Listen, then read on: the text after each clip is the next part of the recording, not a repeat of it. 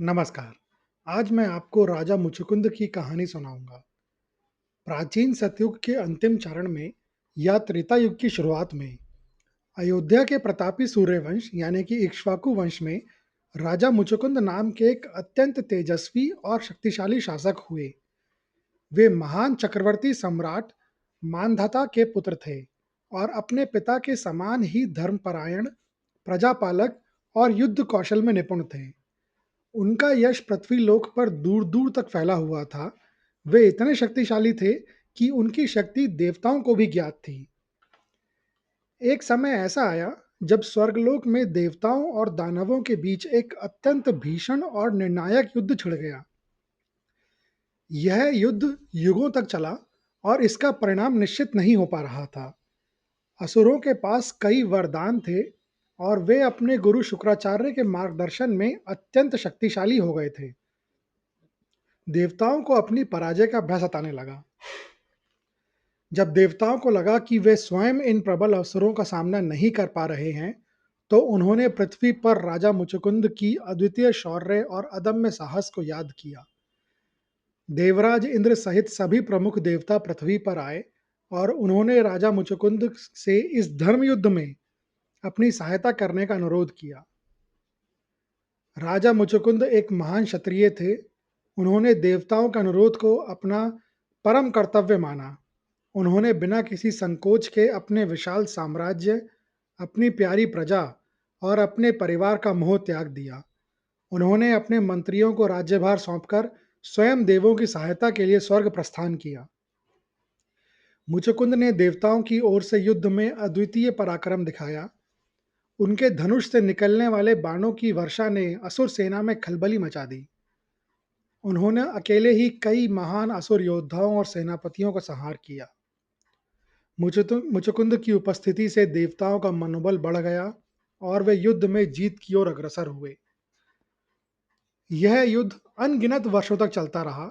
कुछ ग्रंथों के अनुसार तो यह कई हजार वर्षों तक चला और इस पूरी अवधि में मुचुकुंद बिना रुके देवताओं के लिए लड़ते रहे। अंततः देवताओं की विजय हुई और असुरों को पूरी तरह से पराजित कर दिया गया। देवों ने विजय का उत्सव मनाया, लेकिन उन्होंने देखा कि राजा मुचुकुंद, जो युद्ध के कारण अत्यधिक थके हुए थे, अत्यंत ही निस्तेज और दुर्बल दिखाई पड़ रहे थे। उन्होंने बिना रुके इतने लंबे समय तक युद्ध किया था कि उनकी आंखें नींद से बोझिल थीं और शरीर में ऊर्जा का एक कण भी शेष नहीं था। देवराज इंद्र सहित सभी देवता राजा मुचुकुंद के प्रति अत्यंत कृतज्ञ थे। उन्होंने मुचुकुंद से कहा, हे राजन, आपने हमारी बहुत बड़ी सहायता की है। आपके बलिदान के बिना हमारी विजय असंभव थी। अब आप कोई भी वरदान मांग सकते हैं। मुचुकुंद ने विनम्रतापूर्वक कहा, हे देवगण, मैंने अपनी संपूर्ण शक्ति और जीवन देवताओं की सेवा में लगा दिया है। मैं इतना थक चुका हूं कि मुझे अब केवल गहरी, लंबी और अबाधित निद्रा चाहिए। मुझे बस इतनी गहरी नींद मिले कि कोई मुझे जगा ना सके। देवताओं ने उन्हें यह वरदान सहर्ष प्रदान किया, लेकिन मुचुकुंद ने एक और शर्त रखी, जो उनके पराक्रमी स्वभाव और सुरक्षा की आवश्यकता को दर्शाती थी। उन्होंने कहा, हे देवराज, मेरी निद्रा इतनी गहरी हो कि यदि कोई भी प्राणी, देव, दानव, यक्ष, गंधर्व या मनुष्य मुझे इस निद्रा से जगाने का दुस्साहस करे, तो वह मेरी आंख के प्रथम तेज से ही जलकर भस्म हो जाए। देवताओं ने मुचुकुंद की इस अद्वितीय मांग को भी स्वीकार कर लिया। वे जानते थे कि पृथ्वी पर अब कई युग बीत चुके हैं और मुचुकुंद के युग के लोग, उनका राज्य और परिवार अब अस्तित्व में नहीं रहे होंगे। वे उन्हें उनके युग में वापस नहीं भेज सकते थे, इसलिए यह वरदान ही उनके लिए सबसे उपयुक्त था। देवताओं ने राजा मुचुकुंद को पृथ्वी पर एक एकांत और विशाल गुफा में ले जाकर सुला दिया। यह गुफा पश्चिमी भारत में वर्तमान गुजरात के गिरनार पर्वत, या जिसे रेवतक पर्वत भी कहा जाता है, के पास स्थित मानी जाती है। मुचुकुंद वहां अगाध निद्रा में लीन हो गए। उनका शरीर अचेत था, लेकिन वरदान के कारण उनकी दृष्टि में वह विनाशकारी अग्नि समाई हुई थी। कई युग बीत गए। सतयुग, त्रेता युग और द्वापर युग का अधिकांश भाग बीत चुका था। पृथ्वी पर अब भगवान श्री कृष्ण ने अवतार ले लिया और वे अपनी लीलाएं कर रहे थे। इसी समय काल यवन नाम का एक अत्यंत पराक्रमी और अहंकारी असुर राजा था। उसे भगवान शिव ने यह वरदान दिया था कि उसे कोई भी यादव, यानी कि वह कुल जिसमें भगवान श्री कृष्ण का जन्म हुआ था, युद्ध में पराजित नहीं कर सकता। इस वरदान के कारण वह बहुत अभिमानी हो गया था और उसने भगवान कृष्ण को युद्ध के लिए ललकारा। काल यवन अपनी विशाल सेना के साथ मथुरा पर चढ़ गया। भगवान कृष्ण जानते थे कि काल यवन को सीधे युद्ध में मारना भगवान शिव के वरदान का अपमान होगा और यादव कुल को भी अनावश्यक क्षति होगी। इसीलिए उन्होंने एक दिव्य रणनीति बनाई। भगवान कृष्ण काल यवन को अपने पीछे दौड़ाते हुए उसे युद्ध के मैदान से दूर उसी रहस्यमयी गुफा की ओर ले आए जहां राजा मुचकुंद सो रहे थे। भगवान श्री कृष्ण गुफा में घुस गए और मुचकुंद के पीछे एक अंधेरे कोने में छिप गए। काल यवन भी उनका पीछे करते हुए उस गुफा में घुसा। गुफा के अंदर घना अंधेरा था। काल यवन ने देखा कि एक व्यक्ति वहां लेटा हुआ है। अहंकारी काल यवन ने सोचा कि यह लेटा हुआ व्यक्ति कृष्ण ही है जो डरकर भाग आया है। क्रोध और घमंड में आकर काल यवन ने लेटे हुए व्यक्ति, जो कि असल में राजा मुचुकुंद थे, को जोरों से लात मारकर जगाया। जैसे ही काल यवन ने मुचुकुंद की हजारों वर्षों की निद्रा भंग की, मुचुकुंद ने अपनी आंखें खोली। उनकी नींद और वरदान के कारण उनकी आंखों से अग्नि की एक तीव्र प्रचंड ज्वाला निकली। यह ज्वाला इतनी शक्तिशाली थी कि उसने काल यवन को छूते ही उसे क्षण भर में जलाकर राख कर दिया। काल यवन का अहंकार और वरदान सब एक पल में समाप्त हो गए। काल यवन के भस्म होने के बाद राजा मुचुकुंद ने अपनी आंखें फिर खोली और सामने एक तेजस्वी पुरुष को देखा।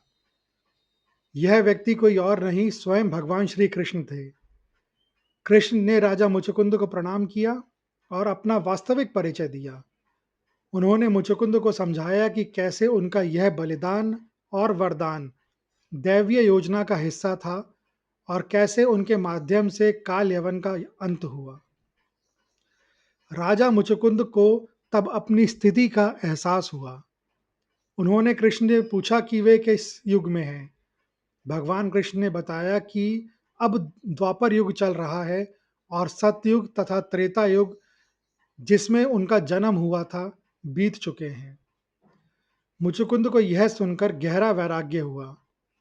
उन्होंने देखा कि उनका पूरा वंश, उनका राज्य और उनके युग का सब कुछ अब अस्तित्व में ही नहीं है। उन्हें समझ आया कि उनका पार्थिव उद्देश्य पूरा हो चुका है। मुचुकुंद ने भगवान कृष्ण से प्रार्थना की कि उन्हें संसार के इस बंधन से मुक्ति मिले और वे मोक्ष प्राप्त कर सकें। उन्होंने अपने जीवन के सभी पापों के लिए क्षमा मांगी जो जाने अनजाने युद्ध आदि में हुए हों, और भक्ति पूर्वक मोक्ष की कामना की। भगवान कृष्ण ने राजा मुचुकुंद को आशीर्वाद दिया और उन्हें मार्गदर्शन दिया। उन्होंने कहा कि चूंकि मुचुकुंद ने निस्वार्थ भाव से देवताओं की सेवा की है और कोई पाप नहीं किया है, उन्हें अब तपस्या के माध्यम से आसानी से मोक्ष प्राप्त होगा। कृष्ण ने मुचुकुंद को यह भी बताया कि वह आगे चलकर गंधमादन पर्वत पर तपस्या करें। राजा मुचुकुंद ने भगवान कृष्ण को प्रणाम किया और उनसे विदा ली। वे गुफा से बाहर निकले और देखा कि बाहर का संसार पूरी तरह बदल चुका है। पेड़ थोड़े छोटे हो चुके हैं, लोग भी थोड़े छोटे दिख रहे हैं। सब कुछ उनके युग से भिन्न था। उन्होंने सांसारिक मोह को पूरी तरह त्याग दिया और गंधमादन पर्वत की ओर प्रस्थान किया।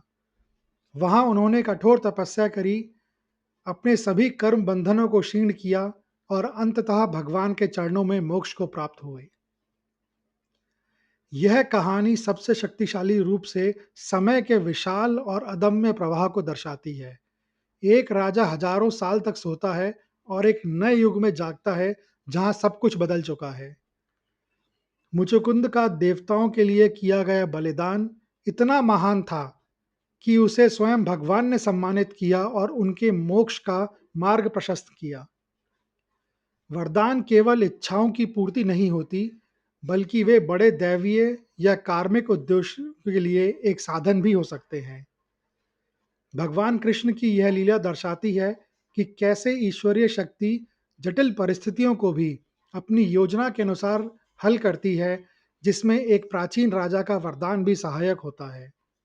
और अंततः मुचुकुंद का जीवन इस बात का प्रतीक है कि सांसारिक उपलब्धियां कितनी ही बड़ी क्यों ना हो, परम लक्ष्य आध्यात्मिक मुक्ति यानी कि मोक्ष ही होता है।